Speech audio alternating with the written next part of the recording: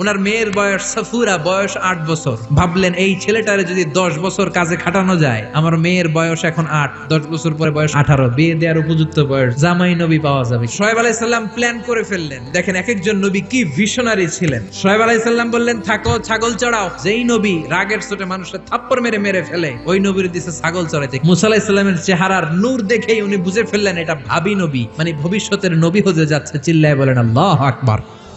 সাইয়েদনা মুসা আলাইহিস সালাম প্রথম দিন ডিউটি করতে গেলেন মরুভূমিতে। যে দেখে অনেক ছাগল খালি ভ্যা ভ্যা করে, ডান দিকে ধরলে বাম দিকে দৌড় দেয়, বাম দিকে গেলে ডানে দৌড় দেয়। এত বড় শক্তিশালী নবীরে নাস্তানাবুদ করে ছেড়ে দেয় ছাগলগুলো। ঘামতে ঘামতে মুসা আলাইহিস সালাম শেষ।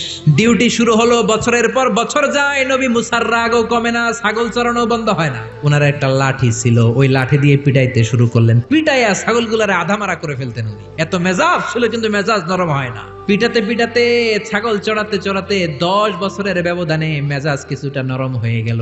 সর্বশেষ দিন তিনি ডিউটি করতে গেলেন। সব ছাগলগুলোরে খোয়ারে ভরলেন, একটারে ছাড়াইটা দিছে দৌড়। ছাগলও দৌড়, নবীও দৌড়। অনেক দূর যাওয়ার পরে ছাগলটারে খপ করে ধরেছে। এবার মনে খুব ইচ্ছা জাগতেছে মাথার উপর থেকে ধপাস করে আছাড় মারবে, কিন্তু আছাড় মারলে ডিউটির টাইম আরো বেড়ে যাবে। যেরকম ঠিক কিনা?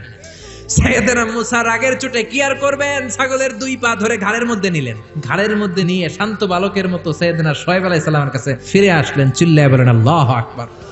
এজন্য সব নবী ছিল রাইল গানাম, ছাগল চড়াতেন। এই দুনিয়ার এমন কোন নবী নাই যেই নবীরে দিয়ে আল্লাহ ছাগল চড়ায় নাই, কারণ ছাগল সবচেয়ে টেরা জাতি। আবার মানুষের মধ্যেও কিছু টেরা মানুষ আছে না নাই?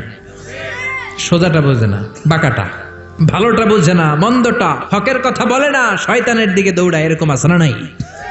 এজন্য আল্লাহ চাইলেন ছাগলকে আগে মানুষ করো, ছাগলগুলোরে ভালো করো, তখন মানুষগুলোকে ভালোভাবে মানুষ করতে পারবে। কোন ঠিক কিনা?